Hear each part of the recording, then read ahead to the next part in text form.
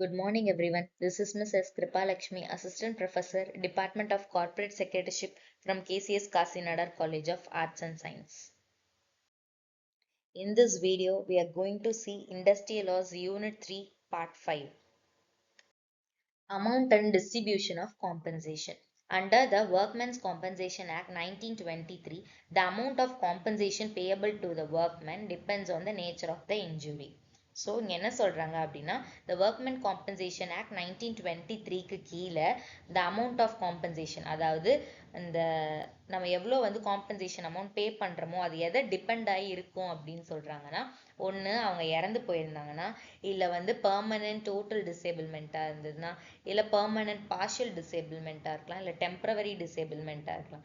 இது வந்து இதை டிபெண்ட் பண்ணி ஒரு எம்ப்ளாய்க்கு அதாவது ஒரு ஒர்க் மேனுக்கு வந்து கிடைக்கிற காம்பன்சேஷன் வந்து இதில் டிபெண்ட் ஆகிருக்கும் அப்படின்னு சொல்கிறாங்க. இந்த permanent total disablement, permanent partial disablement இதெல்லாம் வந்து நெக்ஸ்ட் ஸ்லைடில் நம்ம பார்க்கலாம் டீட்டெயிலாக. So next, in the case of death, the compensation amount is equal to 50% of the employees' monthly wages அப்படின்னு சொல்கிறாங்க. ஸோ இப்போ ஏதாவது ஒரு காஸ்ட்னால ஒரு எம்ப்ளாய் இறந்துருந்தாங்க அப்படின்னா அவங்களோட compensation 50% of the employees monthly வேஜஸாக இருக்கும் அப்படின்னு சொல்லி கொஞ்சம் கீழே கொஞ்சம் கேல்குலேஷன்ஸ் நான் கொடுத்துருக்கேன். அது வந்து ஒன்று பெர்மனன்ட் டோட்டல் டிசேபிள்மெண்ட்டாக இருந்தால் எப்படி கிடைக்கும், இல்லை பெர்மனன்ட் பார்ஷியல் டிசேபிள்மெண்ட்டாக இருந்தால் எப்படி கிடைக்கும், இல்லை டெம்பரவரி டிசேபிள்மெண்ட்டாக இருந்தால் எப்படி கிடைக்கும்னு சொல்லி கீழே கொஞ்சம் கேல்குலேஷன்ஸ் கொடுத்துருக்கேன், அதை பார்த்துக்கோங்க. Next, the distribution of compensation is supervised by the Commissioner for Workmen Compensation. So, இந்த workmen compensation கிடைக்கணும் அப்படின்னா அந்த compensation கிடைக்கிறதுக்காக வந்து என்ன ஆவாங்கன்னா நடுவில் கமிஷனர் அப்படின்றவங்கள ஒருத்தவங்கள அப்பாயிண்ட் பண்ணுவாங்க அப்படின்னு சொல்றாங்க. ஸோ இந்த எம்ப்ளாயருக்கும் இந்த எம்ப்ளாய்க்கும் நடுவில் இந்த கமிஷனர் வந்து ஒரு இன்டர்மீடியட்டா இருப்பாரு. எதுக்கு அப்படின்னா வந்து அந்த காம்பன்சேஷன் கரெக்டாக கிடைக்குதா, கரெக்ட் டைமுக்கு கரெக்டான அமௌண்ட் தான் கிடைக்குதா அப்படின்னு சொல்லி கரெக்டான பர்சனுக்கு அப்படின்னு சொல்லி இந்த கமிஷனர் வந்து நோட்டீஸ் பண்ணி ஃபாலோ பண்ணுவார். ஸோ இந்த எம்ப்ளாயர் கிட்ட இருந்து அந்த காம்பன்சேஷன் அமௌண்ட்டை வாங்கி இந்த ஒர்க்மேனுக்கு வந்து கரெக்டாக வந்து கொடுப்பாங்க அப்படின்னு சொல்றாங்க. Permanent total disablement.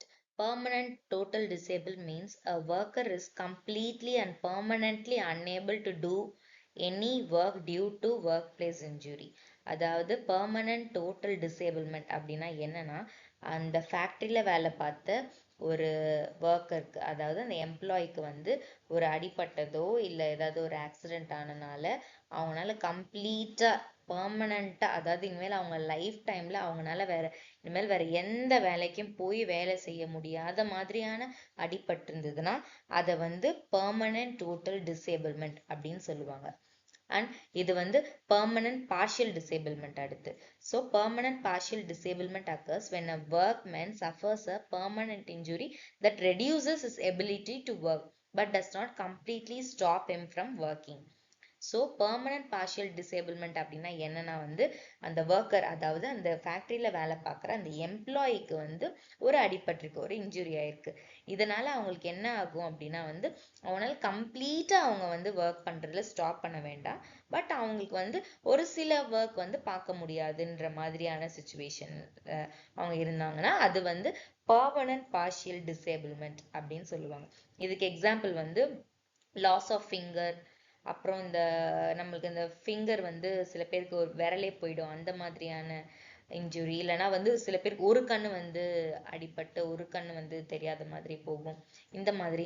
அப்புறம் பார்ஷியல் ஹியரிங் அதாவது வந்து இந்த காது சரியா கேட்காம போறது, இந்த ஒரு காது கேட்காம போறது, இந்த மாதிரியான விஷயங்கள்லாம் வந்து பெர்மனன்ட் பார்ஷியல் டிசேபிள்மெண்ட். இதே பெர்மனன்ட் டோட்டல் டிசேபிள்மெண்ட்ல எக்ஸாம்பிள் பார்த்தீங்கன்னா வந்து இன்க்ளூடிங் போத் த ஐஸ் அதாவது ரெண்டு கண்ணுமே வந்து அவங்களுக்கு எந்த கெமிக்கல்ஸ் பட்டுறனால போறதா இருக்கட்டும், இல்லை ஏதாவது ஒரு ஆக்சிடென்ட்னால போறதா இருக்கட்டும், இல்லை ரெண்டு கையுமே போறதா இருக்கட்டும், இல்லை அவங்க ஃபுல்லாவே வந்து பேரலைஸ்ட் ஆயிடுவாங்க இல்லையா, இந்த கீழே விழுந்து தலையில அடிபடுறனாலையோ இல்லை கோமால வந்து போயிடுறனாலையோ. ஸோ இதெல்லாம் வந்து பெர்மனன்ட் டோட்டல் டிசேபிள்மெண்ட் அப்படின்னு சொல்லுவாங்க.